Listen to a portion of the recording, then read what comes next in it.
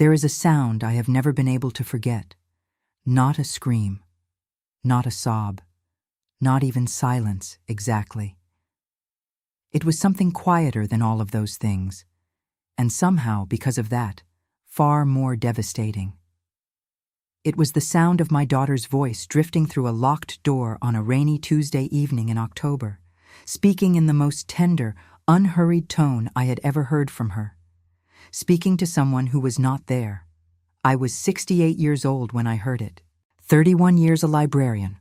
A woman who had cataloged the sorrows of other people's stories her entire working life, shelved them neatly, returned them to their proper places.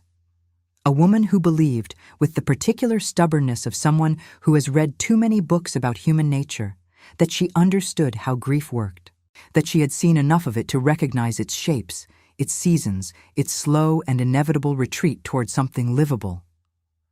I was wrong about all of it. I want to be careful about how I begin this, because the story I am about to tell you is not a dark one, not in the way you might be expecting. There are no terrible secrets buried in it, no crimes, no betrayals sharp enough to draw blood. What there is, instead, is something I find in certain ways harder to describe. 15 years of love expressed in the most painfully quiet language imaginable, and two women who nearly missed it entirely because neither of them knew how to ask the right questions at the right time. I am Margaret Holloway. I was born in a small town outside of Portland, Oregon, in the spring of 1956, the second daughter of a school teacher and a man who repaired clocks for a living. That detail about my father, the clocks, has come to mean something particular to me in the years since all of this unfolded. He used to say that every broken timepiece was simply a thing that had stopped telling the truth about where it was, that it had not stopped working, it had only stopped being honest. I have thought about that more times than I can count. My daughter Evelyn came into my life the way most remarkable things do, without preparation and without apology. She was 30 when she married Daniel Carter, a quiet, careful man from Southern Oregon who had somehow accumulated more warmth in his silences than most people manage in their loudest moments. I liked him immediately, which surprised me. I am not a woman who takes to people quickly. I observe, I catalog. Old professional habit, I suppose. Daniel was a civil engineer by training and a reader by inclination, which endeared him to me from our very first conversation. He had opinions about Steinbeck. He asked genuine questions. He listened to the answers without looking at his phone. These are not small things. In my experience, these are enormous things. Evelyn loved him the way I imagine certain people love particular pieces of music, not with noise or performance, but with a kind of internal hum that you could sense even when they were simply in the same room together. They did not finish each other's sentences. They did not need to. They seemed instead to exist within the same quiet understanding, as though they had worked out the important agreements between them long before either had found the words. They lived in Ashland. Daniel's work kept him there, and Evelyn had built a small textile restoration business out of a space she rented on a side street off Main, an unglamorous but deeply skilled occupation that suited her perfectly.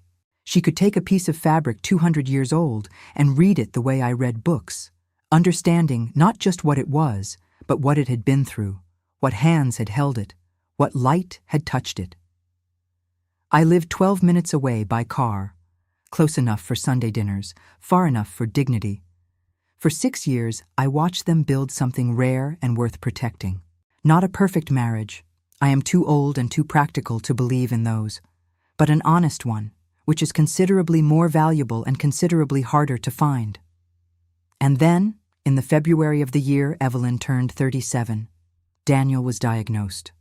I will not linger on that period any longer than I must, because this story is not about illness. It is about what illness left behind.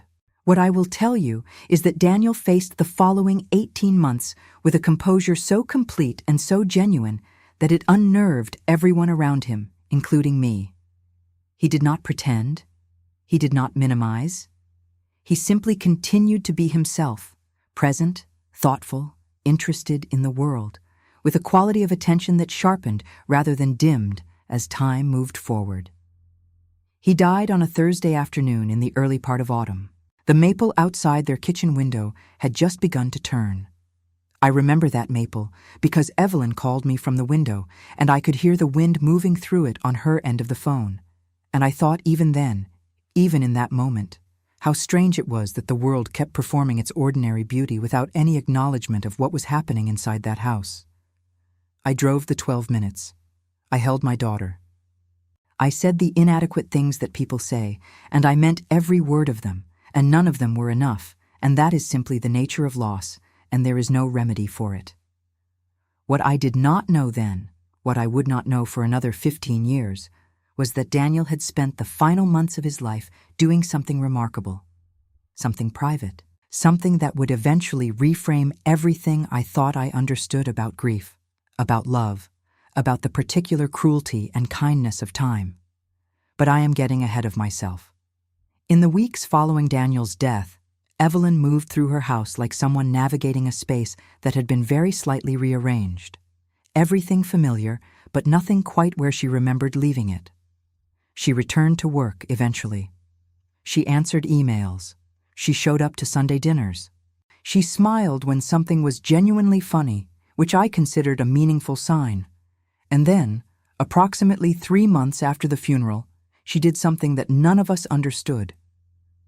She turned the spare bedroom into a nursery. Now, I need you to sit with what I mean by that because the word alone does not carry the full weight of it. I do not mean she painted a room a soft color and added a few decorative touches. I mean she furnished it completely. A small white bed with a hand-stitched coverlet. A wooden dresser with ceramic knobs. A rocking chair positioned in the corner at exactly the angle that catches the morning light. Framed pictures on the walls. Watercolor prints of birds and botanicals. The kind that feel simultaneously timeless and deeply intentional.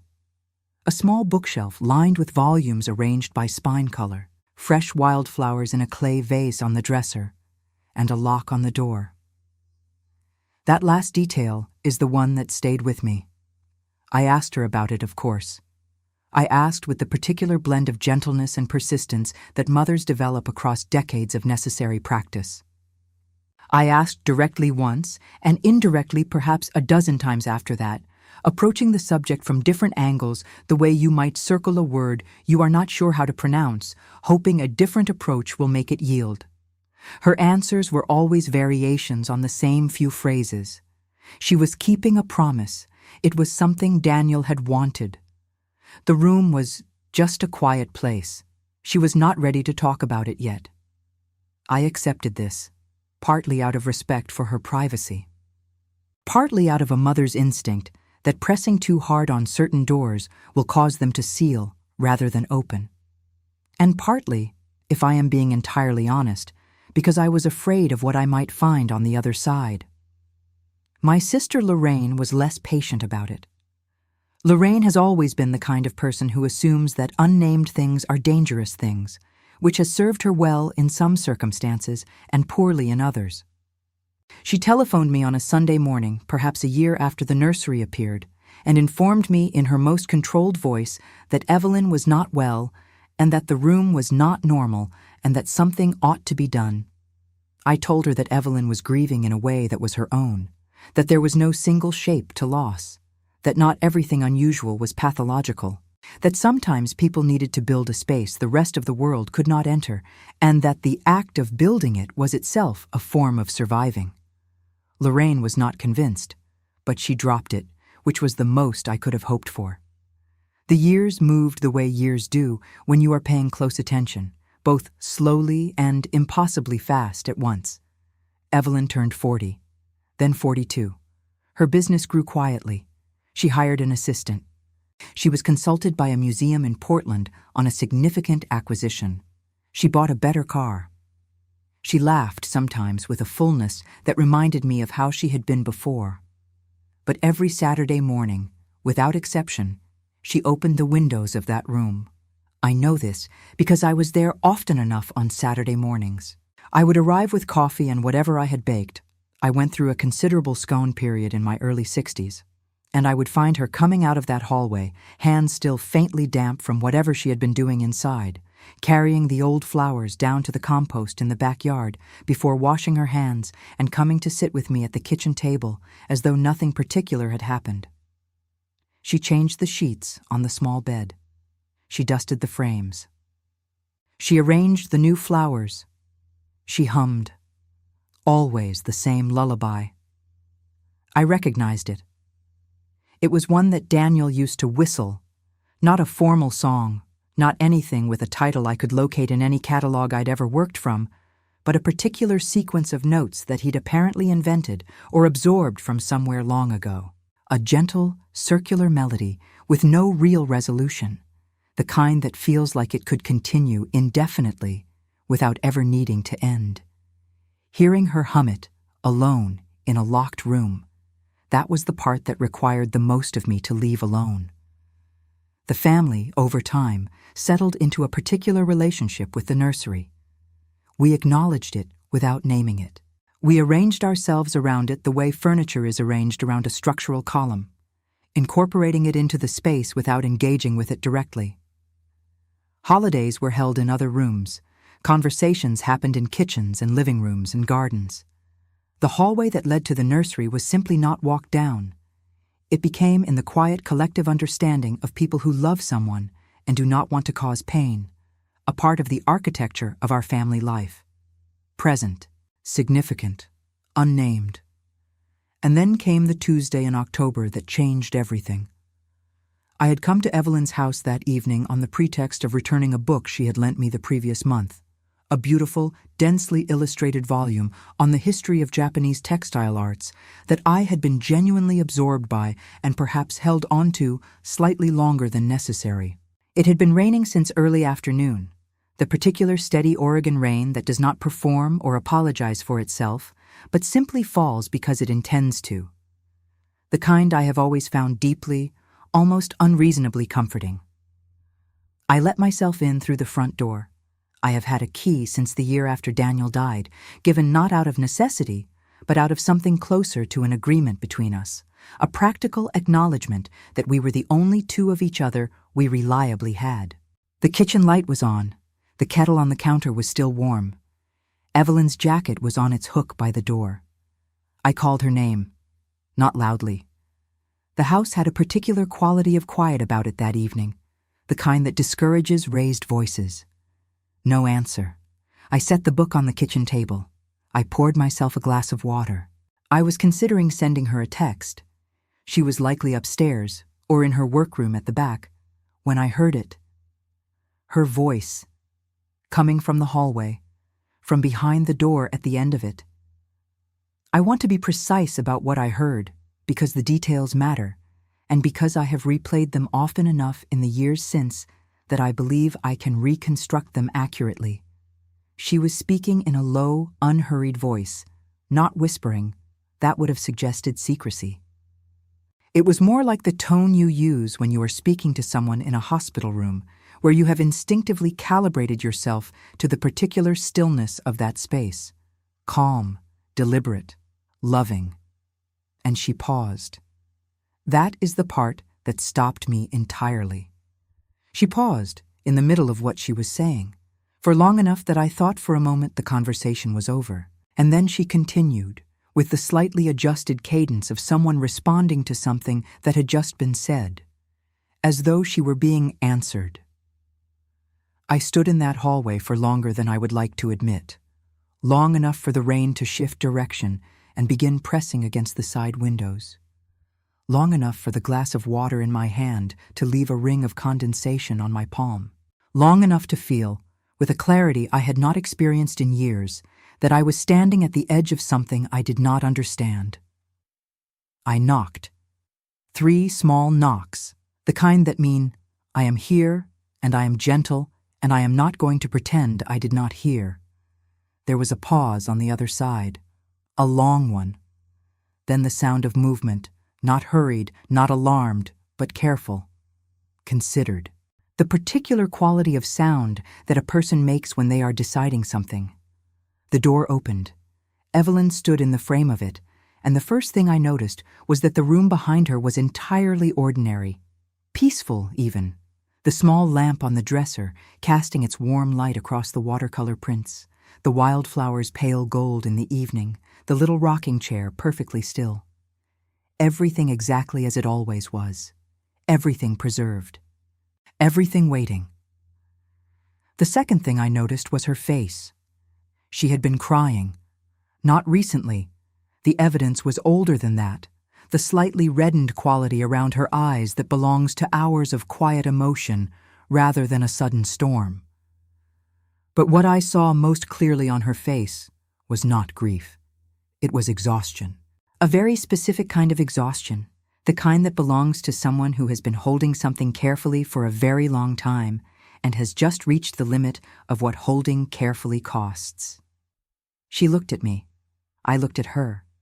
And the years between us, all 15 of them, all the Sunday dinners and the dropped questions and the flowers and the lullaby and the lock on the door, they all gathered in the air between us in that single moment. Wordless and enormous. She said only one sentence. "Mom, if you truly love me, don't let anyone empty this room before tomorrow." Her voice did not break. That was the thing that undid me most completely. She did not ask with desperation or with drama. She asked the way you ask someone for something you have needed for a very long time and have only now, at the precise moment when you have nothing left with which to protect yourself, finally found the courage to say out loud. I did not ask her what she meant. I did not ask why. I simply took her hand in both of mine, and I told her that no one was going to touch a single thing in that room, and I meant it the way I have meant very few things in my life. She closed the door gently. She did not lock it again. I noticed that. I sat in her kitchen for a long time after that, with the rain against the windows and the kettle cooling on the counter, turning over those words in the way I had spent my entire working life turning over passages that refused to yield their full meaning on first reading. Something in the way she had said it, something in the particular weight she had placed on the word tomorrow. Not tonight. Tomorrow. As though tomorrow was specifically significant. As though something was arriving or departing or finally becoming ready to be seen. I drove home slowly that night through the wet streets of Ashland, my headlights catching the rain in long, bright lines, and I thought about Daniel, about the way he had been in those final months, that quality of attention I mentioned, that strange, almost deliberate quality of presence. I thought about the things I had observed in him then, and filed away as grief's particular gifts, the heightened tenderness that serious illness so often produces in people of a certain character.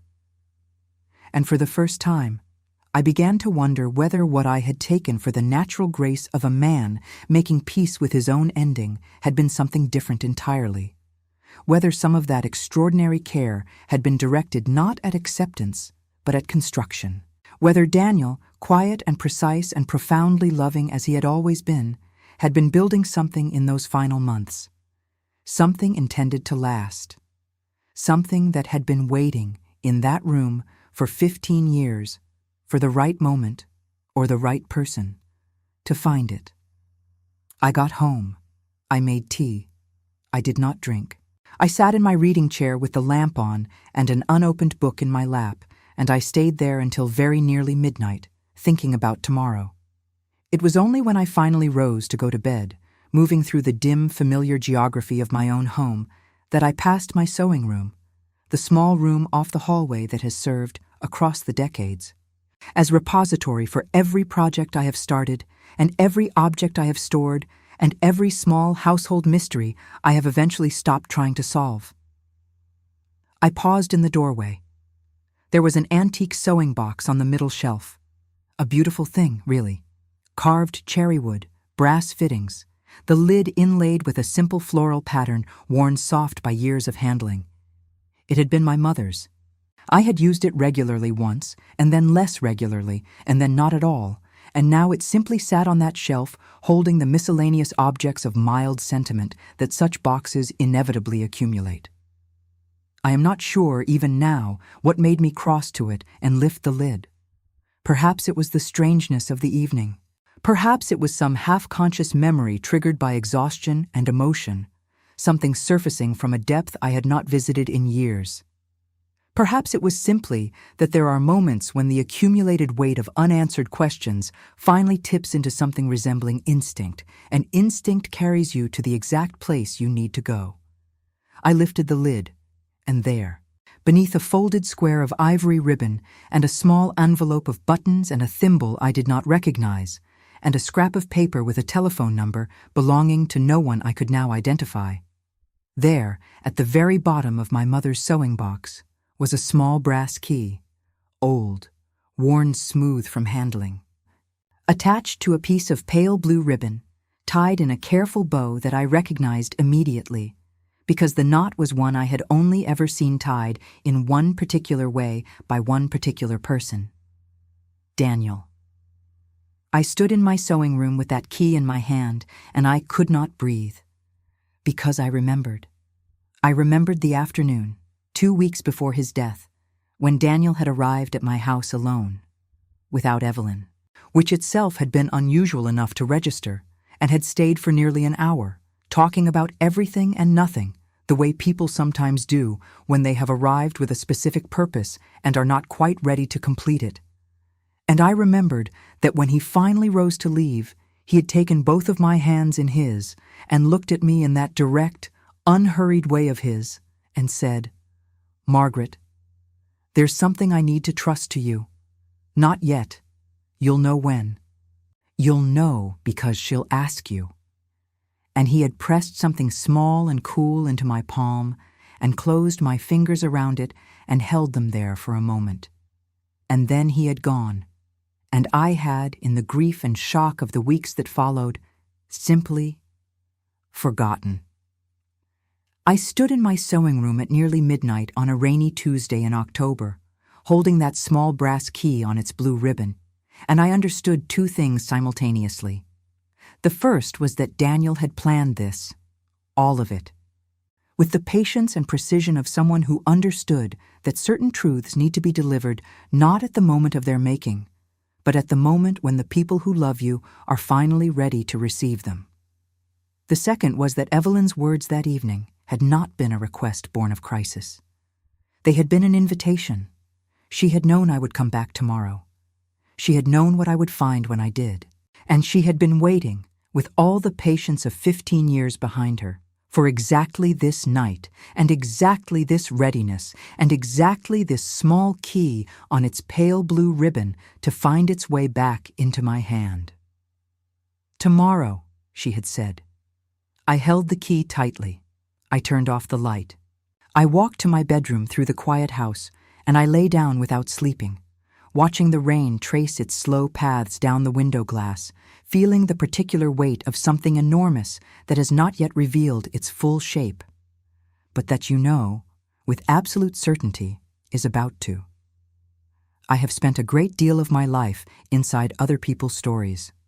That is not a complaint. It is simply the particular condition of someone who chooses to spend their working years surrounded by books. You develop a relationship with narrative that is different from most people's. You begin to understand, at a level that eventually stops feeling like analysis and starts feeling like instinct, that every story has a shape, that even the most chaotic and painful human experiences tend, when enough time has passed, to reveal a structure, a logic, a reason why each thing happened in the order that it did. I believed that for 31 years. I organized my professional life around it. I found it, frankly, comforting. What I did not anticipate, what no amount of reading had quite prepared me for, was the particular experience of discovering that you yourself are inside a story whose shape you have completely misread from the beginning. That is what the night of the key did to me. It did not give me answers. It did something more disorienting than that. It revealed that every answer I had already constructed, every reasonable, compassionate, carefully considered explanation I had built across 15 years to account for my daughter's locked room and her Saturday rituals and her quiet insistence on a promise she would never fully name. Every single one of those explanations was not wrong, exactly, but incomplete. Tilted.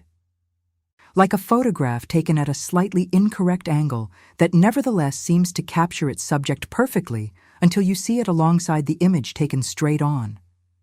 I did not sleep that night.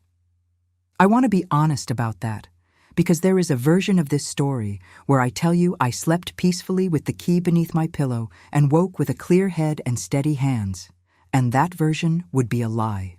What actually happened was that I lay in the dark with that small brass key on the nightstand beside me, watching the ceiling, cycling through every memory I had of Daniel in those final months, with the focused, helpless quality of someone who has suddenly realized they were reading a book wrong and is now trying to locate the moment where the misreading began. There had been so many moments I had simply accepted as the natural behavior of a man facing the end of his life. The particular care he took with his words, always, but in those months, more so than ever. The way he asked questions about the past, about old family stories, about details most people would consider too small to matter.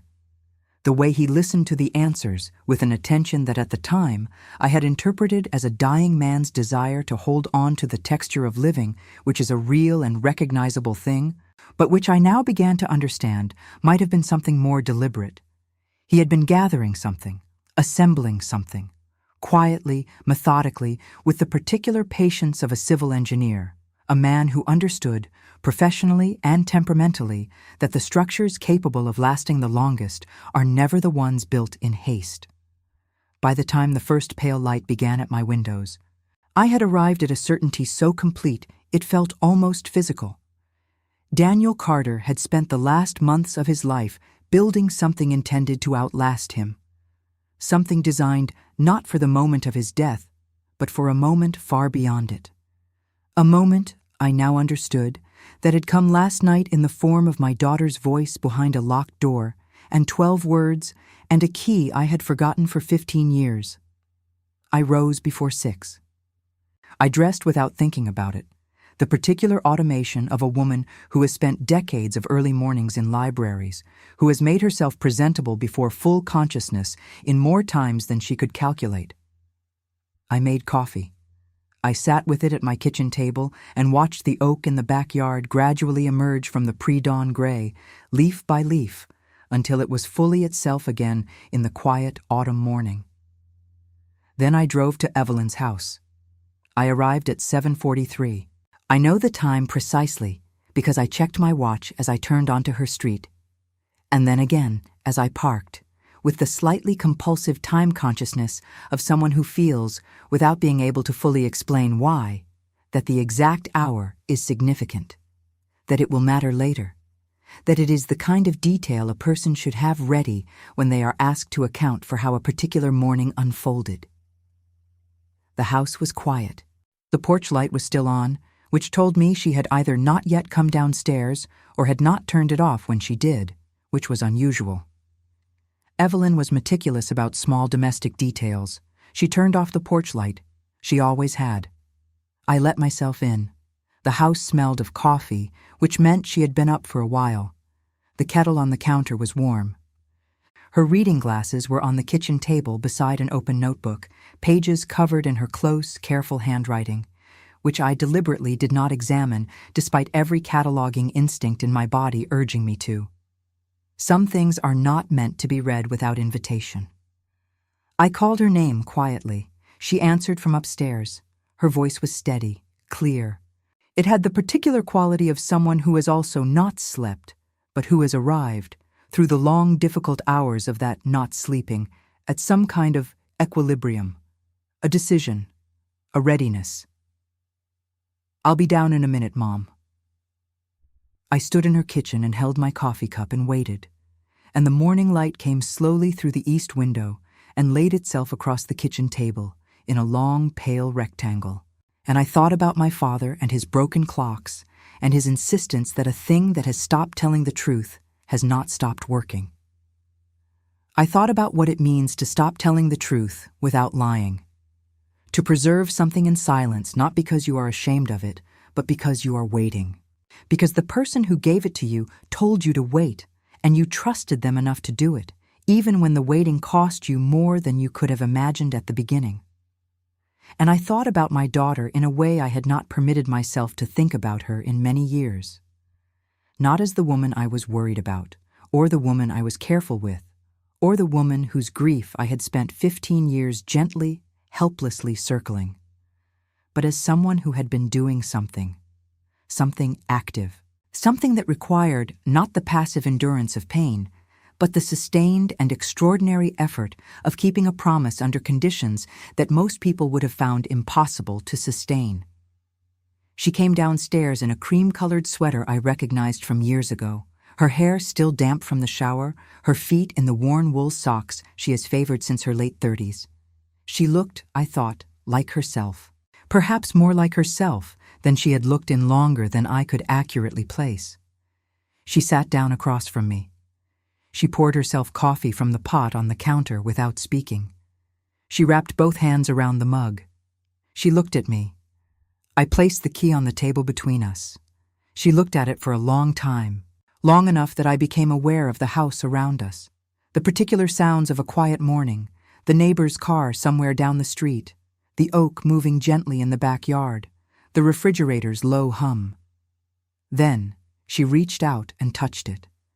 Just the pad of one finger pressed lightly against the worn brass, not picking it up, just acknowledging it.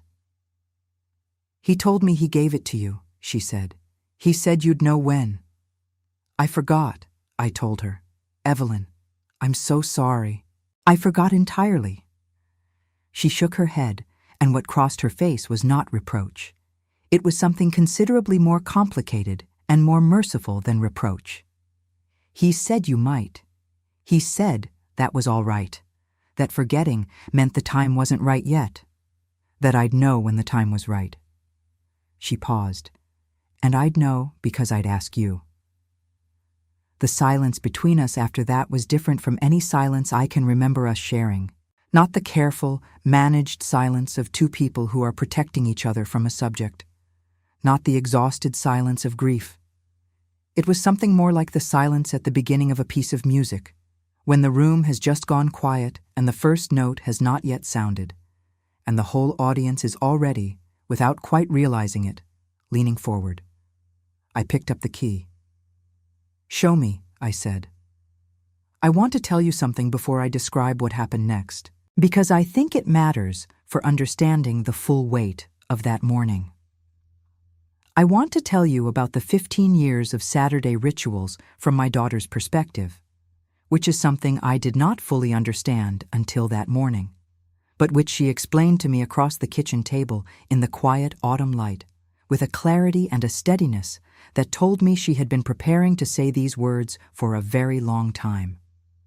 She had not been grieving in that room, or rather, she had been grieving, yes, in the earliest months.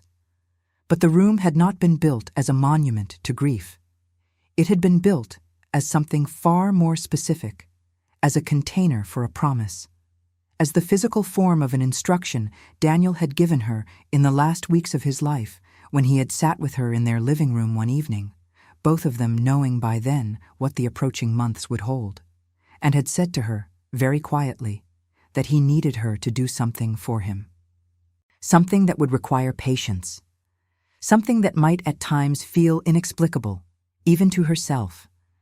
Something that she would need to trust even in the long stretches when trusting it felt like its own particular form of grief. He had told her what the room needed to be.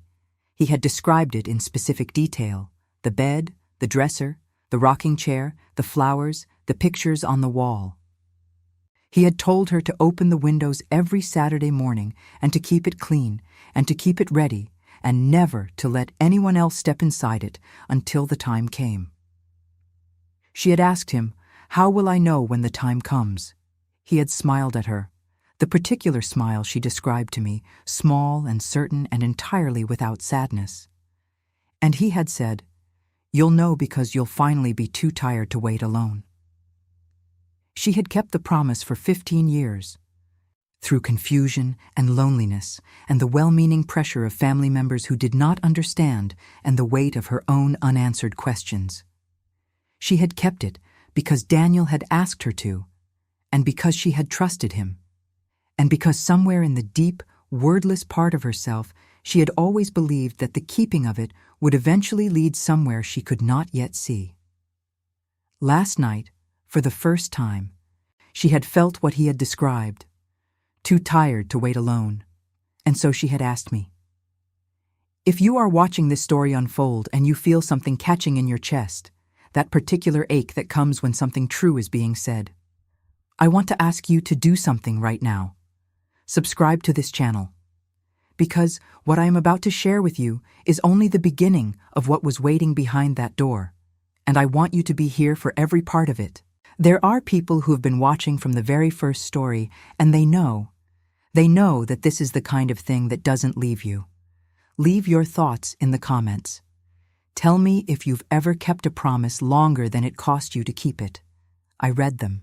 I read every single one. We went to the room together. Evelyn carried her coffee. I carried the key. We walked down the hallway in the morning light, the same hallway I had stood in the night before, my hand raised to knock, and we stopped in front of the door. She stepped back, giving me room. Giving me, I understood, the particular place in this moment that Daniel had intended for me. He had given her the room. He had given me the key. They were two halves of the same instruction, held separately across 15 years, and now, finally, they were in the same place at the same time. I put the key in the lock. I want to pause here for a moment, because I think the instinct when telling this kind of story is to rush toward the revelation, to get to the thing that was found, and I understand that impulse. I have read enough stories to know how powerfully it operates, how the narrative momentum of a mystery presses toward its center like water toward a drain. But what I want to convey, and what I believe is the most important thing I can say about that moment, is that the act of turning that key was itself the revelation. Everything before it, every year of watching from a distance, every question carefully not asked, every Saturday morning of flowers and a song I could not name, all of it gathered into that small mechanical motion. The lock opened, and something that had been held closed for 15 years breathed very quietly outward. The room was exactly as it had always appeared from the doorway on the rare occasions Evelyn had opened it in my presence. The small white bed with its hand-stitched coverlet, the dresser with ceramic knobs, the rocking chair in the corner catching the morning light, the watercolor prints of birds, the bookshelf with its carefully arranged spines, the wildflowers on the dresser, fresh ones, I noticed. She had changed them this morning. Even today, she had kept the ritual. I stood in the doorway and I breathed it in. It smelled of flowers and clean linen and something beneath that, something older, something like cedar, and the particular warm quality of a room that has been tended with love for a very long time. It was the most peaceful room I had ever stood inside. And then Evelyn crossed to the rocking chair in the corner, reached beneath it, and came up with something I had not seen, a small cedar box, fitted smoothly into the space beneath the chair's base in a way that made it nearly invisible unless you were looking for it. She brought it to the dresser and set it down beside the flowers. She did not open it. "He said you should open it," she told me. "He was very specific about that." I looked at her. She nodded once, with the expression of someone who has been waiting a very long time to be relieved of something.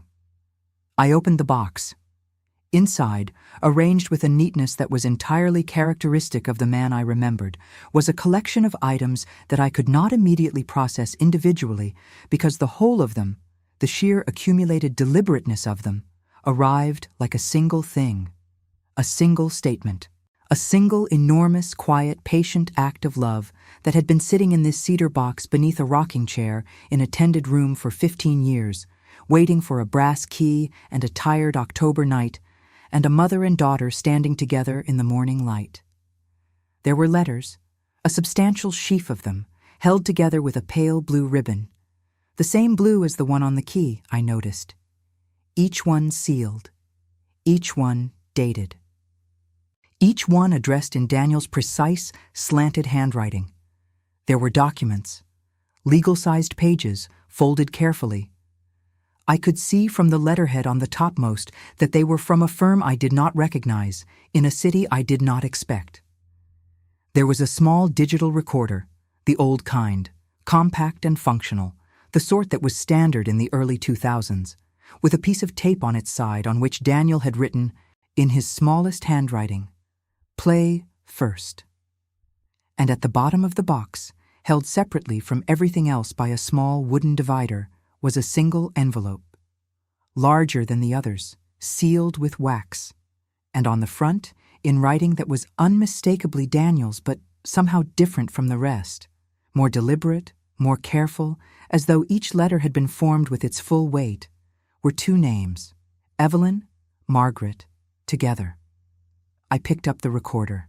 My hands, I noticed with some distant corner of my attention, were entirely steady. I am not sure why. Perhaps because something in me understood, in that moment, that steadiness was what was required.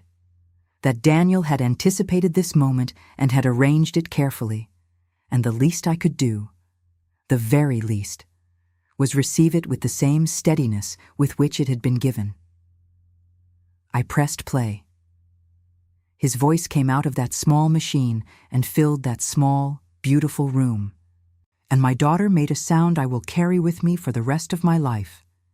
Not a cry, not quite, but something that happened in her chest, something that 15 years of patient waiting finally let loose in one involuntary breath. He sounded like himself. That was the first thing.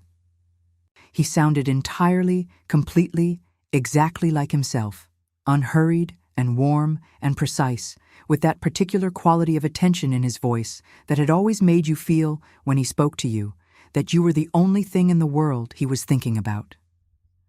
He said, "If you're hearing this, then it worked. I trusted that it would. I trusted you both more than you probably know." He paused. In the pause, I could hear the faint ambient sound of wherever he had been when he recorded it. The distant quality of a quiet room, a slight warmth in the acoustics that suggested small dimensions, a place he felt safe. The room, I suspected. He had recorded it here. He said, "I need to explain some things. Not everything at once. The letters will do that, and the documents, and what's in the envelope. But first I want to say one thing to both of you, before anything else." Another pause. I knew I was leaving before I had finished. His voice did not waver. It was simply a fact, stated with the same clarity he had applied to every other fact in his life. Every person who loves people and runs out of time feels that. But I had the particular fortune of knowing early enough to do something about it. Not everything, not as much as I wanted, but something. And what I built carefully, and I built it for both of you, and I need you to trust it the way I trusted you. The recorder continued for another 3 minutes and 40 seconds. I know the duration exactly because Evelyn told me later she had counted in the weeks that followed every second of it. I cannot tell you yet what else he said in those 3 minutes and 40 seconds. Not because I am withholding it carelessly, but because the full meaning of his words did not become clear until we had opened the letters, until we had read the documents, until we had sat together in the afternoon light, hours later, far from where we began that morning, with the large sealed envelope between us on the kitchen table, not yet opened, both of us knowing that what was inside it would change the shape of everything. What I can tell you is what I felt when his voice stopped and the room went quiet again. I felt, for the first time in 15 years, that I understood what the room had always been. Not a place of absence, not a monument to what was lost, not even exactly a shrine to grief. It was a waiting room, in the most literal and the most extraordinary sense. A room built for waiting, designed to hold something safe until the moment arrived when it could be given. Every flower, every clean sheet, every hummed bar of that circular, unresolved melody. All of it had been Evelyn's way of keeping faith. Of saying, week after week, Saturday after Saturday, year after year, I am still here, I am still keeping it. I trust that the moment will come. And now, the moment had come. We stood in that room for a long time after the recording ended, my daughter and I, not speaking, not needing to. The morning light had shifted while we stood there, moving across the floor in the slow, inevitable way that light moves through rooms that face east, and the wildflowers on the dresser were beginning to open slightly in the warmth of it, the petals relaxing outward in the way that flowers do when they decide the conditions are finally right. I thought about my father's clocks, about things that stopped telling the truth without stopping working, about the difference between being broken and being patient. Eventually, Evelyn took my hand. She did not squeeze it or make any particular gesture with it. She simply held it, the way she had held my hand when she was very young, with the uncomplicated certainty of someone who has found the thing they were looking for and does not intend to let go. We went back to the kitchen. We made fresh coffee. We sat down together at the table with the cedar box between us, and the letters in their pale blue ribbon, and the documents we had not yet read, and the recorder we had already listened to, and the large sealed envelope with both our names on it. Outside, the October morning continued, the oak in the backyard moving in the light wind, the neighbor's dog somewhere far down the street, the ordinary texture of an ordinary Tuesday in Ashland, Oregon, entirely unaware of what was happening inside that kitchen. We looked at each other. "Where do we start?" Evelyn asked.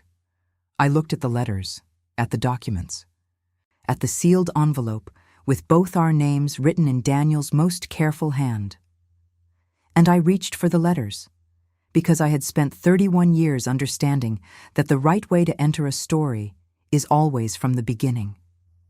That you do not rush to the final chapter, because the final chapter will not make sense without everything that came before it. That the shape of something, its full, true, heartbreaking shape, can only be seen when you have taken the time to trace every line that forms it. We untied the pale blue ribbon. And what came out of those letters was something that neither of us, not in 15 years of waiting, not in one sleepless night with a brass key on the nightstand, not in a morning of steady hands and his voice filling a quiet room, had come anywhere close to imagining. There are things that words do well, and things that they do poorly. They do well with facts, with sequences, with the external architecture of events, who was where, what was said, what was found inside a cedar box on an October morning in a small house in Ashland, Oregon. Words manage those things adequately, sometimes even beautifully. What they do poorly is the interior of a moment. The specific quality of sitting at a kitchen table with your daughter on an autumn morning, untying a pale blue ribbon from a sheaf of letters written by a man who died 15 years ago, knowing that whatever is inside them will permanently alter the way you understand everything that came before. Words approach that experience. They circle it. They describe its edges with varying degrees of accuracy. But they do not capture it, not really, any more than a photograph of a fire captures the heat. I want to try anyway, because I think the trying matters. The first letter was dated 14 months before Daniel's death. I know this because Evelyn told me later that she had known about the letters, not their contents, but their existence. Daniel had told her, in those final weeks, that there was a collection of letters in the cedar box and that they were dated and that they should be read in order. He had been specific about this. Not because the information in them was necessarily sequential, but because he had written them in order, and the order was part of what he wanted to give them. The movement of his thinking across those 14 months. The progression of something he had been building, piece by careful piece, in the time that remained to him. Evelyn picked up the first letter. Her hands were not shaking. I noticed this and felt something specific about it. Not relief, exactly, but recognition. She had been preparing for this morning in some part of herself for a very long time. The trembling, if there had been any, had happened in the 15 years before. What was here now in her hands and in her face was something calmer and more complete than trembling. It was arrival. She read it aloud. That had not been discussed or decided. She simply began reading, and her voice was quiet and steady, and I sat across from her and listened. And the October morning moved around us without concern for what was happening at that kitchen table. And I am grateful, in the way that I am grateful for very few things, that she chose to read it aloud. That I heard his words in her voice. That the two of them were layered together like that. His language carried inside her sound. The man who was gone, given passage through the person who had stayed. He began. And I will tell you what he said in the way it was given to us, not word for word, because those words belong to our family, and I am not certain I could reproduce them without losing something of what made them his.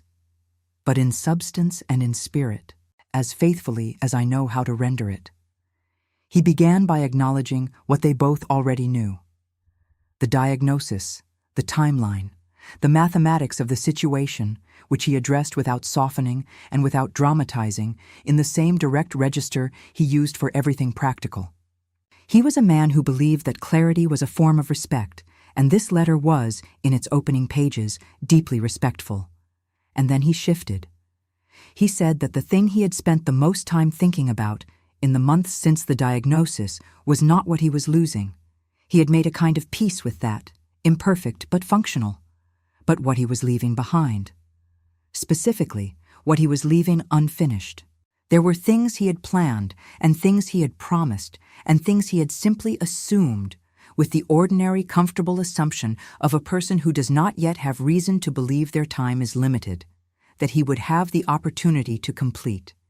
He had been wrong about the opportunity, but he was not, he wrote, prepared to be wrong about the completion.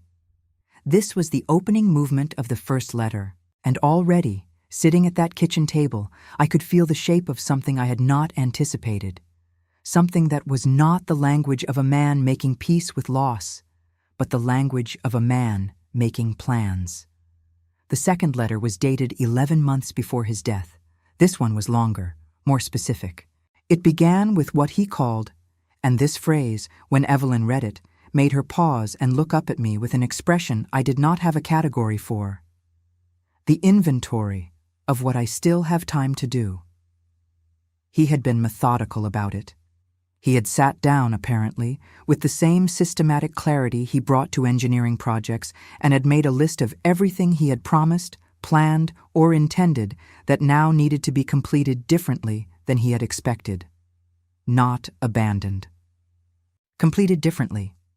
He was very particular about that distinction. He wrote that there was a profound difference between a thing that cannot be finished and a thing that must be finished by other means, and that a great deal of what people call loss is actually the failure to identify the alternative means. He listed things. Not all of them were for us. Some were professional matters, things that had already been handled by the time the room was built, settled in the ordinary way of a responsible person's affairs. But several of them were personal, and two of them, only two, but enormous in their implications, were specifically for Evelyn, and specifically connected to the room, and specifically the reason that the letters and the documents and the recorder and the sealed envelope had been assembled with such care and placed in a cedar box beneath a rocking chair to wait for 15 years. I will tell you about the first one now. The second one is contained in the sealed envelope, and we had not yet opened that when Evelyn read this letter, and so the full meaning of what Daniel had done did not arrive all at once. It arrived the way light does in a room with east-facing windows, incrementally, reliably, transforming the space by degrees until you look up and realize that what was dim is now entirely illuminated, and you cannot precisely identify the moment the change became complete. The first thing was a property. Daniel had purchased a piece of land. I want to give you a moment with that sentence because it landed on me with a weight I was not prepared for, and I think you deserve the same space to receive it that I needed to take. He had purchased a piece of land, 7 acres, north of Ashland, in the foothills of the Siskiyou Range, on a road I knew by name but had not driven in years. He had purchased it quietly, during the period of the diagnosis, but before he had shared the full severity of the prognosis with anyone outside the immediate medical circle. He had purchased it with money accumulated across years of careful private saving, not money hidden from Evelyn, he was very clear about this, but money set aside in an account they had jointly established years earlier for a purpose they had discussed and then set aside when other priorities intervened. The purpose, the original purpose, the one they had discussed in the early years of their marriage and then let drift into the comfortable category of things they would get to eventually, had been a studio, a proper workspace for Evelyn's textile restoration work, something larger and better equipped than the rented space on the side street, something with light from multiple directions and room for the larger frames her work sometimes required and the particular quality of quiet that precise, detailed work demands. They had talked about it. They had drawn rough sketches once, at the kitchen table, on the back of an envelope. She told me this when she reached the relevant passage in the letter and paused to remember. They had talked about what it would look like and where it would be and what she would be able to do in it that she couldn't do in the rented space. And then life had continued, as life does, and the sketches had been lost, and the conversation had been absorbed into the general background of a shared life's unfinished plans. Daniel had not forgotten it. He had found the land. He had purchased it. He had engaged, and this is the detail that completely unmade me, an architect, not to build anything. Not yet, not with so little time remaining, but to draw up plans. Detailed, professional, specific plans for a studio that matched as closely as he could reconstruct from memory and from what he knew of Evelyn's work. The conversation they had had at the kitchen table on the back of an envelope years before. The plans were in the documents. We had not looked at them yet when Evelyn read this part of the letter, but I glanced at the folded pages across the table and understood suddenly why they had come from a firm in a city I did not recognize. He had gone outside Ashland deliberately, outside the circle of people who might mention it to someone who might mention it to Evelyn. He had maintained the secret with engineering-grade precision. The land was held in a trust. The trust was administered by a firm whose contact details were among the documents. The terms of the trust specified that it would transfer to Evelyn on a date 15 years after Daniel's death, which was, I realized, as Evelyn read the relevant passage, approximately 8 weeks from that morning. 8 weeks. The trust had been waiting, quietly and legally and with complete patience, for nearly 15 years. And in 8 weeks it would have transferred to Evelyn automatically, regardless of whether we had ever found the cedar box, regardless of whether she had ever asked me, regardless of whether I had ever remembered the key. The room had not been necessary for the legal mechanism to function. Daniel had built that mechanism to be self-sufficient, reliable, impervious to the ordinary disasters of memory and time. But the room had been for something else entirely. He explained this in the third letter. By this point, Evelyn and I had moved, without really deciding to, into a kind of shared stillness that I associate with the reading of sacred texts. We were not rushing. We were not speaking between letters beyond the necessary minimum. We had refilled our coffee without either of us registering the act of doing it. The morning had deepened around us, the light shifting from the pale, horizontal quality of early hours to the fuller, warmer light of mid-morning, and the kitchen felt different in it, larger somehow, or perhaps simply more significant, the way ordinary spaces sometimes acquire a weight they do not usually carry. The third letter was the one in which Daniel explained the room.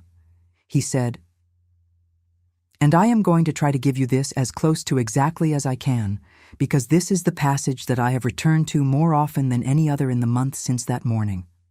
He said that he had understood something in the weeks after the diagnosis that he had not been able to understand before it. He had understood that the thing Evelyn would struggle with most was not his absence. He knew her well enough to know that she was a person of considerable interior resource, that she would grieve, and it would be genuine and profound, but that she had the capacity to carry grief without being diminished by it. He was certain of this. What he was not certain of, what had kept him awake in the earliest, most frightening weeks before he found his equilibrium, was whether she would allow herself to continue, whether she would keep building, keep planning, keep reaching toward the future that the two of them had sketched together, whether the loss of him would become, without her intending it, the loss of her own forward motion. He knew her well enough to know this was possible. She was the kind of person who committed absolutely, who poured herself into things without reservation, and the things she committed to most completely were the things that were bound most deeply to the people she loved. He was afraid, and he said this plainly, without apology, that without him she might simply stop reaching for things. The room was his answer to that fear. He wanted her to have something to tend, something to keep alive, something that required her active, weekly participation, not as performance, not for anyone else's benefit, but as a private practice of keeping faith, of continuing to show up for something even when the reason for it was not yet visible. He had written down the details of the room very specifically, the furniture, the flowers, the windows, the Saturday morning rhythm, not because those exact details were essential to any practical purpose, but because specificity was the language of commitment. Because if you told someone to keep a general faith, you gave them something they could gradually talk themselves out of. If you told them to change the sheets on a small white bed every Saturday morning, and bring fresh wildflowers, and open the east window, and hum a particular melody, you gave them something they had to either do or not do. No gradations, no renegotiation, just the practice, week after week, as a physical enactment of trust. He said, "I am not asking you to wait for me. I know I am not coming back. I am asking you to wait for yourself, to keep the room ready the way you keep yourself ready, not for the past, but for the thing that is still coming." When Evelyn read those words, she stopped. She set the letter down on the table, very carefully, face down, as though turning it over was the right way to honor a pause. She looked out the window at the backyard. She was quiet for a long time. I did not say anything. There are moments when the most loving thing is to be present without filling the space, and this was one of them. And now I want to pause too, and ask you something directly, if you'll let me. If you are watching this and something in this story has found a quiet place inside you, some memory, some promise you made or were given, some room in your own life that you have been keeping ready without fully knowing why, I want you to tell me. Leave a comment below. Leave just a single word if that's all you have. This channel exists because people like you show up for stories like this one, and I notice every single comment, and I am grateful for everyone.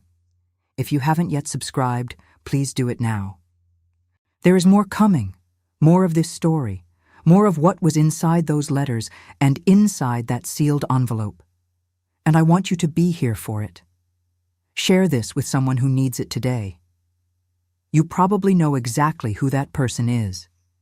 When Evelyn finally spoke, she said something I was not expecting. She said, "I understood about the waiting. I understood it almost immediately, actually. He told me enough that I could feel what he meant, even when he couldn't say all of it yet. What I didn't understand." She paused, looked back at the letters. What I didn't understand was who the room was for. I looked at her. "What do you mean?" She reached for the fourth letter. "Keep reading," she said. "He explains it better than I can." The fourth letter was the shortest of them. Only 3 pages, in contrast to the 6 and 7 and 9 of the ones that preceded it. But length, as I have understood across a lifetime of reading, has nothing to do with weight. Some of the heaviest things I have ever encountered have been very small. A single sentence, a name on an envelope, a key on a pale blue ribbon. This letter was addressed differently from the others, not to Evelyn alone, to both of us. It was the only one of the letters outside the sealed envelope that carried both our names. He began by explaining what the trust contained beyond the property. there was money. Not a vast sum, not a life-altering fortune.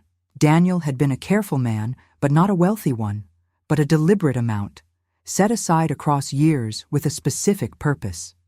It was earmarked in the trust documentation for the construction of the studio, for building what he had planned, for giving Evelyn the workspace that the envelope sketch conversation had always been reaching toward. But there was a condition. The condition was not punitive. It was not a test or a manipulation or a mechanism of control. It was, when I understood it fully, so entirely characteristic of the man I had known that I could not read it without hearing his voice in it, that warm, careful, deliberate voice that had come out of the small recorder that morning and filled the room where his wife had spent 15 Saturdays a year keeping faith with something she could not fully see. The condition was that the studio could only be built if Evelyn had someone to build it with.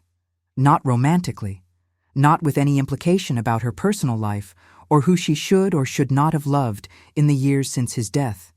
He was profoundly clear about this, and I want to be equally clear in conveying it. He was not dictating her future in any personal sense. What he meant, what the conditions specified, in the careful legal language of the trust document and in the deeply personal language of the letter, was that the studio had to be a partnership. He had watched Evelyn work alone for years. He had admired it. He had also understood something about her that she had perhaps not fully understood about herself, that she did her finest work in dialogue, that the quality of her attention deepened when it was in relationship with someone else's. That solitude suited her for many things, but that the creative work, the restoration work, the most demanding and the most beautiful of it, came alive differently when it was shared. He wanted her to have a partner in the studio, a collaborator, someone who would share the space and share the work and make the whole enterprise larger than either of them could make it alone. And he had someone specific in mind. And the name he wrote in the fourth letter, in the last paragraph, in that careful, deliberate hand that had also written our two names on the sealed envelope, that name was not a stranger's. It was a name we both knew. It was a name that had not been spoken between Evelyn and me in many years. For reasons that were complicated and sad and rooted in the particular geography of loss, the way that sometimes the people who love us most deeply drift away from us not from any failure of love, but simply because the life that connected them to us no longer exists in the form it once took.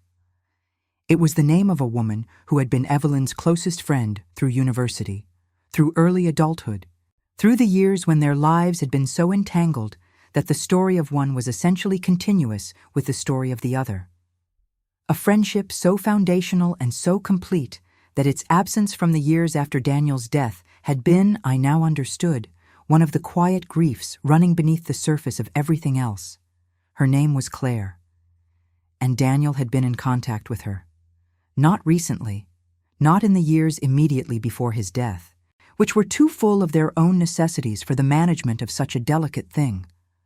But in the months before the diagnosis, when life had still seemed to have the generous dimensions of a future that extended indefinitely, he had reached out to Claire and had a conversation with her, and then a second one, and apparently several more, conducted with the same quiet, methodical care that characterized everything else he had been building in that period. He had told Claire about the studio, about the land, about what he wanted for Evelyn's work. He had not told her about the diagnosis. That came later, in a letter that Claire received after his death, the existence of which we were learning about only now. He had asked Claire whether, if the studio were built, she would consider joining it, and Claire had said yes. Evelyn looked at me across the table. Her face was...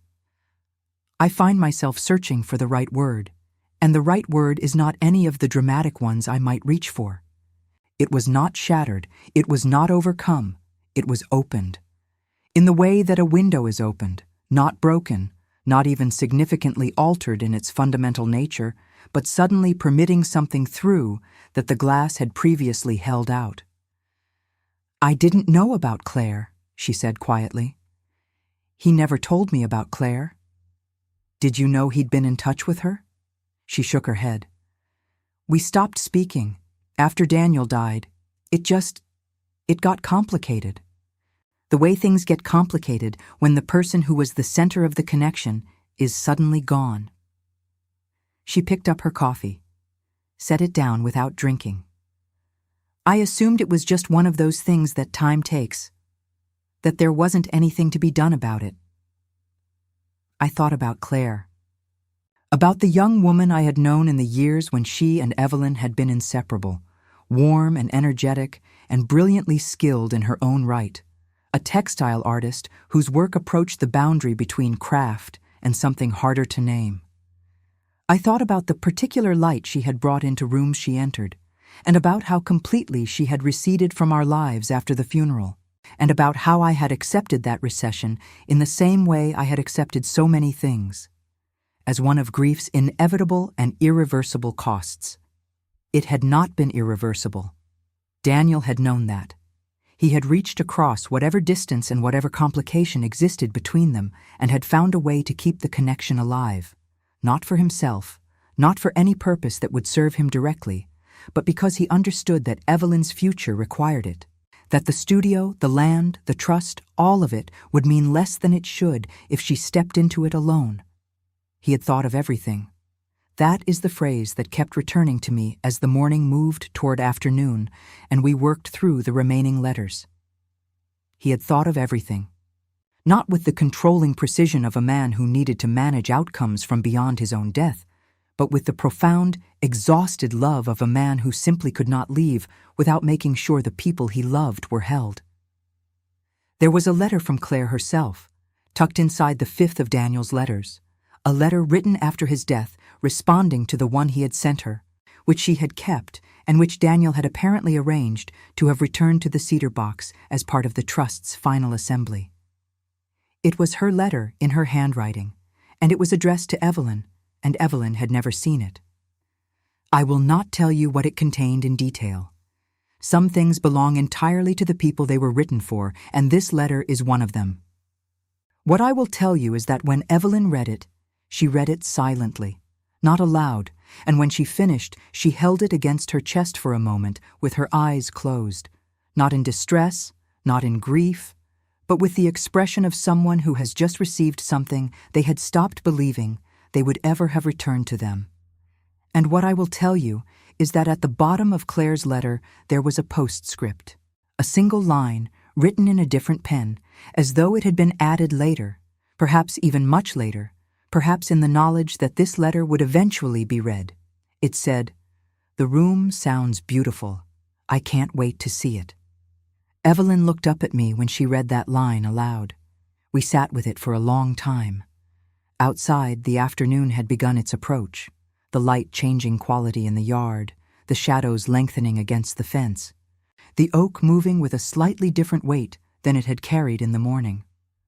The wildflowers on the table had opened fully over the course of the day, responding to the warmth of the kitchen, and the cedar box sat between us with the remaining documents and the recorder and the sealed envelope, that large, wax-sealed envelope with both our names on it, waiting with the particular patience of something that has already waited 15 years and finds the remaining hours entirely manageable. I picked up the legal documents. I had been avoiding them in some sense, not consciously, but in the way that a reader sometimes delays the final chapters of a book they do not want to end, working at a slightly slower pace in the last 100 pages without quite admitting to themselves that they are doing it. The documents were from a firm in Portland. They detailed the trust, its contents, its terms, its timeline. They confirmed the land, the plans, the financial allocation, the condition about the partnership. Everything Daniel's letters had described was here in its formal, legal, permanent form, witnessed, notarized, complete. But there was an additional page at the back of the document package that I had not expected and that the letters had not described.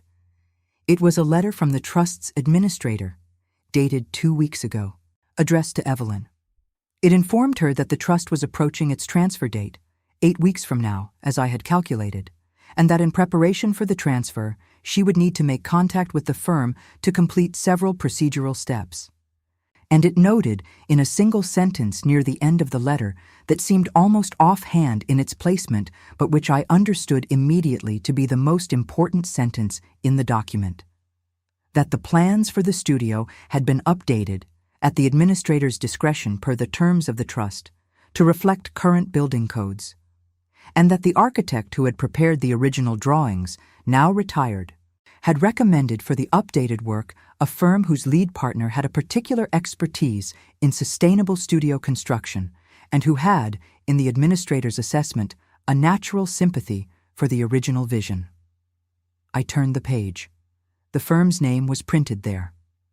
And beneath it, as the named lead partner on the project, Claire. I looked at Evelyn. She was already looking at me, and neither of us said anything because there was nothing to say that could have added to what was already in the room between us.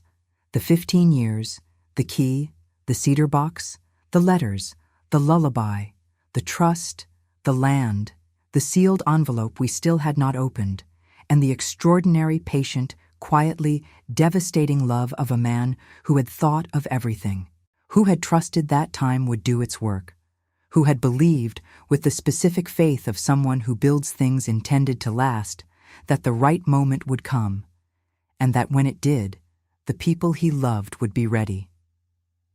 The sealed envelope sat between us on the table, both our names on it, in his most careful hand, and something in the quality of the afternoon light, something in the way it had settled over the kitchen, warm and full and entirely without the morning's uncertainty, told me that we were almost ready to open it. Almost, but not quite yet, because I had just noticed something I had not noticed before, something on the back of the sealed envelope, barely visible beneath the wax. A single word, written small, the way Daniel wrote things he considered to be the most essential and therefore requiring the least decoration. A single word that changed the shape of everything I thought I understood about what was inside. The Lullaby Room, Part 4. The word on the back of the envelope was, now. Just that. One word, written in Daniel's smallest, most deliberate hand, pressed into the paper with the particular weight of someone who has chosen that word from every other available word and found it to be the only one that says the precise thing. Now. Not open, which would have been an instruction, not ready, which would have been a question, not finally, which would have carried the weight of relief or impatience. Just now. A word that exists entirely in the present tense, a word that contains no past and no future, only the immediate, breathing moment of itself. I have thought about why he chose it more times than I can count since that afternoon. I think, and this is my best understanding of a man I admired deeply but could never fully read, because the most complete people are always also the most opaque. I think he chose it because he wanted the opening of that envelope to belong entirely to the moment it happened in, not to the 15 years before, not to whatever came after. He wanted us to be here, in this present tense, when we read what was inside, not carrying grief, not anticipating the future, just here, in the kitchen, in the afternoon light, with the oak moving outside and the flowers fully open and the cedar box between us and everything already said that could be said without opening it. He wanted us to be ready, and he had spent 15 years making sure we would be. Evelyn saw the word at the same moment I pointed to it. She read it, and then she did something I did not expect. She smiled, not broadly, not with any performance of happiness, just a small, certain smile that appeared at the corner of her mouth and stayed there, the way smiles do when they come from somewhere too deep to be managed or shaped. She recognized something in that word. She recognized him in it. He always said that about timing, she said quietly. That the difference between something working and something failing was almost always just a matter of when. That the right action at the wrong moment was indistinguishable from the wrong action. She touched the envelope lightly. He thought about now a great deal. I thought about that, about a civil engineer's relationship with time, not the philosophical or sentimental version, but the structural one. The understanding that a foundation poured before the ground has settled will shift.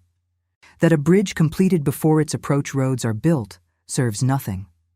That readiness is not a passive state, but an achieved one, requiring its own kind of preparation, its own kind of time. He had poured nothing before the ground was ready. He had built nothing before the approach roads existed. He had simply waited, and now was now. Evelyn picked up the envelope. It was heavier than I had expected, not dramatically so, but noticeably. The wax seal was dark red, impressed with what I recognized only when I looked closely as the same pattern as the ceramic knobs on the dresser in the nursery. A small botanical, a sprig of something, lavender perhaps, or rosemary. The kind of detail that a person who thinks about everything places without announcement, trusting that the right person will find it at the right time and understand. She broke the seal carefully. The way she handled old textiles, with precise fingers and complete attention, opening rather than tearing, preserving rather than destroying. The wax came away cleanly. She lifted the flap. Inside were two things. The first was a single folded page, a letter like the others, but written differently, not on the lined paper he had used for the preceding letters, but on a piece of heavy cream stationery that I recognized as the kind he reserved for things he considered significant. His handwriting on it was the same as always, but slightly larger, as though he had wanted it to be easy to read, as though he had imagined hands that might be less than perfectly steady turning these pages, and had adjusted for that possibility with characteristic consideration. The second thing was a photograph. I saw the photograph first because it was on top, but I did not look at it fully yet. I noted only that it existed and set it gently to the side of the letter, because the letter was where we needed to begin. Evelyn unfolded it. She looked at it for a moment without reading, just taking in the page, the handwriting, the fact of it. And then she began. She read the whole letter silently this time. I watched her face as she did. I have watched my daughter's face my entire adult life, across tables, across rooms, across the accumulation of ordinary and extraordinary moments that constitute the shared experience of a family. And I have learned to read it the way I learned to read catalogs, not word by word, but for the overall organization of the information, the structure beneath the surface detail. What I saw as she read was a progression. Beginning with concentration, the focused inward quality of someone receiving something important. Moving through something more complex, a territory of expression I am not certain I can accurately name, something that combined recognition and sorrow and gratitude in proportions that shifted as the page turned. And arriving, at the end, at something I had not seen on her face in a very long time. Peace. Not the resigned, careful peace of someone who has accepted loss. Not the fragile peace of someone who has learned to live around a wound. The other kind. The kind that belongs to someone who has just understood, with total and irreversible clarity, that things are as they should be. That the story they are inside of, however painful its middle passages, however long its silences, has been, all along, a good one. She set the letter down. She looked at me. Her eyes were full, but not spilling, which is, in my experience, the truest kind of emotion, the kind that has found its level. "He wants to tell you himself," she said. "He wrote the second half of it to you." She turned the letter toward me across the table. "I am not, as I have told you, a woman who cries easily. I have lived too long, and read too much, and sat with too much grief, my own and other people's, to be undone quickly by emotion. I have learned to receive hard things steadily. I consider it one of the more useful things the years have given me. I read that letter, and I was not steady. I will tell you what he said. Not everything. There are sentences in there that are mine, that were given to me privately, and that I will keep privately. the way you keep certain books that feel too personal to lend. But the substance of it, the core of what he wrote in the second half of that final letter, is something I believe I am meant to share. Because I believe, and I believe this with the particular conviction of someone who has sat with a story long enough to understand its purpose, that he wrote it knowing it would eventually be spoken. That he understood the difference between a private truth and a truth kept private until its time, and that this was the latter. He said, "Margaret, I know you've been watching from a distance for a long time. I know that's partly Evelyn's doing, and partly yours, and partly just the way things arrange themselves when people who love each other don't quite know how to say what needs to be said. I want to thank you for not pushing. I know what that cost you. I know because I know what it costs anyone who loves well to hold back when everything in them wants to reach forward. I want to tell you something I should have said in person, and I'm sorry I didn't find the right moment. You taught her how to love carefully, how to love with patience, how to love in a way that leaves the other person room to be themselves. Those are not common things. Those are the things that made her capable of keeping this promise for as long as it required keeping, which is longer than I had any right to ask of anyone. She could do it because you showed her how. The studio is for her. The partnership with Claire is for her work. But this room, the one she's been tending, I built it for both of you. Not for grief. I need you to understand that. I built it as a space where something would be kept safe until you were both ready to receive it. A room at the center of your family's story. A room that required her to keep showing up, and that would eventually require you to remember something I gave you to remember. I knew you might forget. I built the trust so that it didn't matter if you did, but I hoped you wouldn't, because I wanted the finding to be yours. I wanted the key to be something you brought to her, not something that arrived by legal mechanism without weight or story. Thank you for remembering. Even if it took 15 years. That's not a reproach. That's exactly the right amount of time. He signed it the way he signed everything to me. Not with formality, not with any of the official language that the preceding documents had required. Just with love and gratitude. Daniel. I set the letter down. The kitchen was very quiet. The afternoon light had gone the particular amber color that it achieves in October in southern Oregon at around 3 in the afternoon.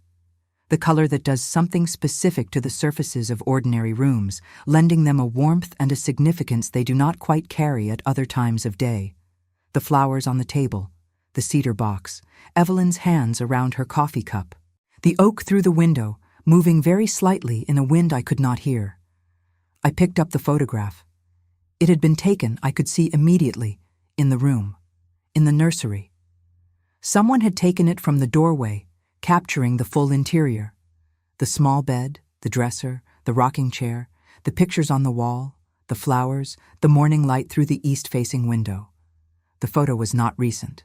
It had the slightly warm quality of early digital photography.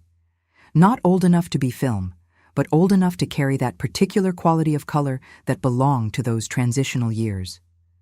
The room was exactly as it appeared now. Exactly. As though time had not moved inside it at all. In the rocking chair, with the morning light across her face and a book open in her lap that she was clearly not reading because she was looking at the camera with an expression of such complete and unguarded happiness that it rearranged my understanding of several things simultaneously. In the rocking chair was Evelyn, young, as she had been before, as she had been in the years before the diagnosis and the grief and the 15 years of patient, costly keeping of faith. She was laughing at something the photographer had just said, and her whole face was in it, and she was entirely, completely, recognizably herself, the self that had been waiting, apparently, beneath the careful surface of the years, preserved the way the room had been preserved, ready to come back when the time was right. On the back of the photograph, in Daniel's hand, she's still in there. She's been waiting too. I showed Evelyn the back of the photograph. She looked at it for a long time. Then she looked at the photograph itself, at her own younger face, at the room around it, at the particular quality of the light through that east window that she had been tending for 15 years without knowing, until today, the full reason why. She reached across the table and took my hand. Not in distress, not seeking comfort, simply connecting. The way you connect with someone when a long journey has just concluded and you find yourself standing at its end, looking back at the distance covered, needing to share the fact of arrival with someone who made the journey alongside you. We sat like that for a while. The afternoon moved around us. The light shifted and deepened and began its slow October retreat. And then, because it seemed like the right thing, because it seemed, in fact, like the only thing, I asked her something I had wanted to ask for 15 years. "The lullaby," I said, "the one you hum in there, what is it?" She was quiet for a moment. A small smile found her face, the same one that had appeared when she read the word now on the back of the envelope. "I don't know what it's called," she said. "He never told me. He used to whistle it. On Saturday mornings when he was making coffee, before anything else had happened in the day, before the phone or the news or anything. Just that." She paused. "He told me once that it was the sound of something that didn't need to end, that some melodies were complete without a resolution, that they could just keep going." She hummed a few bars of it, quietly, there at the kitchen table. I recognized it. Of course I recognized it. I had heard it drifting through a locked door more Saturday mornings than I could count.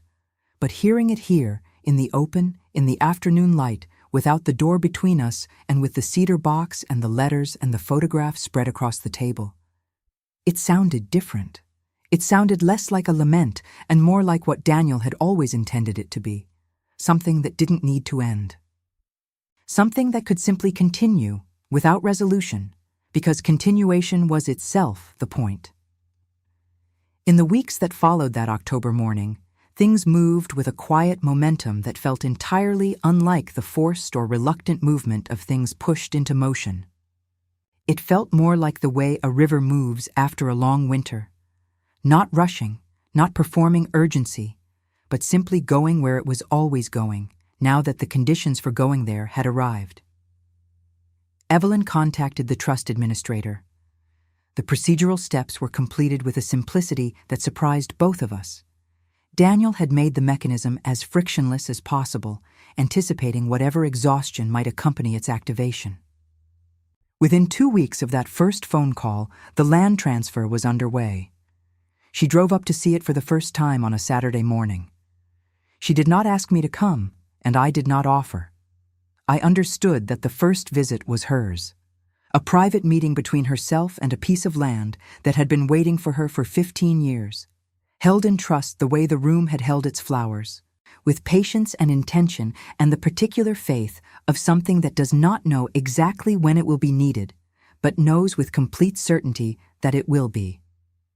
She came home and called me and described it to me on the phone for 40 minutes. The way the light fell through the pines at the north edge of the property, the way the ground felt under her feet, solid, settled, as Daniel had said it should be, the way the hills looked from the center of it. The proportions of the land, which were exactly what the architect's plans required and which she described with a technical precision I had rarely heard from her, as though being on that specific ground had activated something in her language. She sounded, on the phone that afternoon, like herself. The version of herself I had seen in the photograph.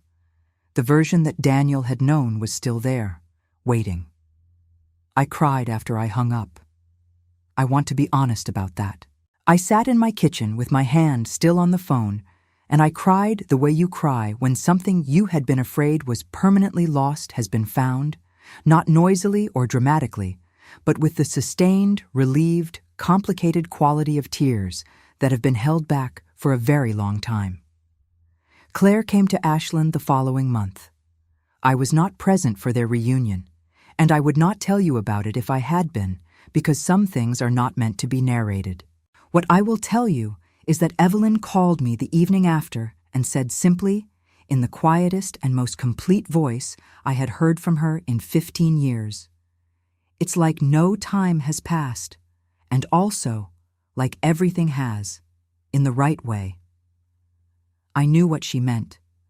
I have had very few experiences of it myself, but I recognize it, the particular reunion that is possible only between people who were formed by the same years and then separated by life's ordinary and extraordinary accidents, who discover that the foundation is still there beneath whatever the years have built on top of it. That the thing that connected them was not circumstantial, but constitutional. That it does not require maintenance to survive. It only requires, eventually, the right moment. Daniel had understood that. He had understood it about Evelyn and Claire the way he seemed to have understood most things about the people he loved.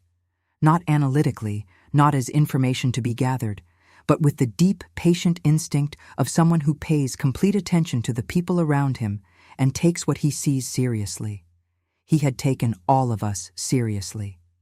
That, I think, is what I understood most fully in the months after that October morning. Not any particular revelation from the letters or the documents or the photograph or the recording. Not any single thing he had done or arranged or built or preserved. But the overall quality of the thing, the sustained, deliberate seriousness with which he had loved us. The way he had looked at the people in his life and seen not just who they were in the present moment, but who they were in full. Their past and their future, their capacity and their limitation, their specific griefs and their specific gifts. He had taken Evelyn seriously enough to trust her with 15 years of keeping faith. He had taken me seriously enough to give me a key and believe I would find it when the time was right. He had taken Claire seriously enough to reach across years of distance and say, "This is not finished yet." And he had taken all three of us seriously enough to build something that would hold, legally, physically, emotionally, long after he was gone. Not as a monument to himself, not as a way of extending his presence beyond its natural limit, but as a gift delivered in the only timing available to him, in the only form that would reach us when we were actually ready to receive it. The studio is being built now. I want to pause on that sentence and let it be as simple as it is, because after everything I have described, all the complexity and the waiting and the weight of 15 years, there is something remarkable about a sentence that simple. The studio is being built now. The land is broken. The foundation has been poured. Claire's firm is overseeing the construction with an attention to the original plans that the contractor told Evelyn he has rarely encountered, the kind of attention that suggested personal investment, a feeling for the thing beyond its professional dimensions. Evelyn visits the site every Saturday morning. She does not bring flowers. She does not change any sheets. She does not hum anything, as far as I know. Or if she does it privately, in the particular way she has always done the things that matter most to her. But she goes.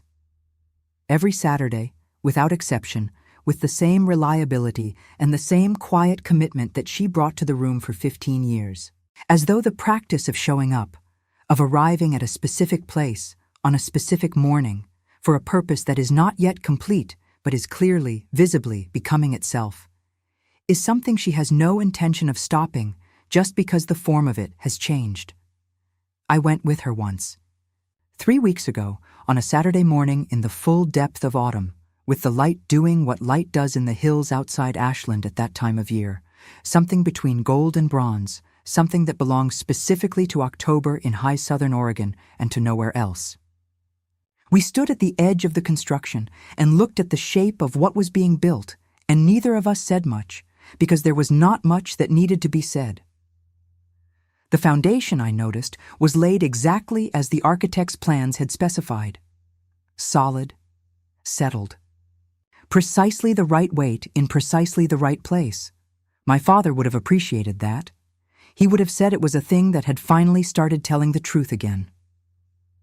On the drive home that morning, through the familiar streets of Ashland, through the ordinary Saturday activity of a small town going about its weekend, The farmer's market on the square, the coffee shop with its line out the door, the leaves collecting in the gutters in the particular orange and brown palette of late October. Evelyn said something I had been waiting, without knowing I was waiting, to hear. She said, "I'm glad you forgot the key for 15 years. I looked at her. "I mean it," she said. "If you'd remembered sooner, if we'd opened the box 2 years in, or 5, or even 10, I don't think either of us would have been ready for what was inside it. I think we would have found the documents and the letters, and we would have understood the practical parts. The land, the money, the trust. We would have understood the mechanism." She paused, watching the road. "But I don't think we would have understood the room." I thought about that for the rest of the drive. I have thought about it since, on many occasions, in the particular way you think about something that seems simple on its surface and continues to yield new dimensions the longer you sit with it. She was right. The room required 15 years to be understood. Not because Daniel had made it deliberately difficult. He had, if anything, made everything else as straightforward as possible. But because understanding the room required something that cannot be shortcut or accelerated, the experience of tending something without knowing its full purpose. The experience of showing up week after week for a promise whose meaning you only partially held, trusting that the partial meaning was enough. That faithfulness to the practice was itself the lesson. That what the room was building across 15 years of Saturday mornings and fresh flowers and an unresolved lullaby was not just a preserved space, but a prepared person. Evelyn. Ready, finally, for what had been waiting for her. And me. Ready, finally, for what I found at the bottom of my mother's sewing box. For what a brass key on a pale blue ribbon had been trying to tell me for 15 years about the difference between forgetting and waiting, between absence and preparation, between grief and the long, quiet work of love that continues after the person who began it is no longer there to carry it forward. I went back to the room, the nursery, the waiting room, whatever we want to call it, one more time after that October morning. Evelyn suggested it. She said she thought I should see it once more before it changed, because it was going to change now. Not dramatically, not immediately, but it was going to become something else gradually. A room that was used for other things, a room that released its particular, preserved quality into the ordinary circulation of the house's daily life. A room that had completed its purpose and could now, finally, breathe. I stood in it on a morning in November. The flowers were not fresh this time. Evelyn had not brought new ones, because the Saturday ritual had ended with the Saturday visit to the construction site as naturally and completely as though it had always been intended to end precisely there. The room was still beautiful, still peaceful, still carrying that quality of patient warmth that it had held for 15 years. I sat in the rocking chair. I looked at the watercolor prints, the birds, the botanicals, the small bookshelf with its spines arranged by color, the little bed with its hand-stitched coverlet, exactly as Daniel had described it, and Evelyn had maintained it, and neither of us had fully understood until an October morning with a cedar box between us on a kitchen table. I rocked slowly in the chair. The morning light came through the east window and lay itself across the floor in the way that east morning light does. Certain, clear, arriving with the specific authority of something that knows it belongs where it has landed. And I thought about Daniel. Not with grief, or not only with grief, which is perhaps the more accurate way to say it. I thought about him with the complicated, graduated, surprisingly bearable tenderness that belongs to people who were loved by someone exceptional and have finally, after a long time, begun to understand the full dimensions of the gift. I thought about what it means to love people seriously, to take them at their full weight, to look at the people in your life, your partner, your friends, the people at the edges of your daily existence, and to see them not just as they are in the convenient present, but as they are in full. To understand that the most loving thing you can sometimes do is not to give someone what they need right now, but to build something that will be ready for them when the time is right, when the ground has settled, when the approach roads exist, when now is finally now. I thought about promises kept across impossible distances, about the particular faith required to tend something whose purpose you only partially understand, about the rooms we build in our own lives, not always physical rooms, but the spaces we maintain, the practices we return to, the things we keep ready without knowing exactly when they will be needed. I thought about the lullaby, about melodies that do not need to resolve, about the particular beauty of a thing that simply continues. I sat in that rocking chair for a long time. The light moved across the floor. The house was very quiet. And then I stood up and I ran my hand once along the top rail of the small bed, and I walked out of the room, and I left the door open behind me. Because some rooms, once they have done what they were built to do, should simply be open. The studio will be finished in the spring. Claire arrives in March.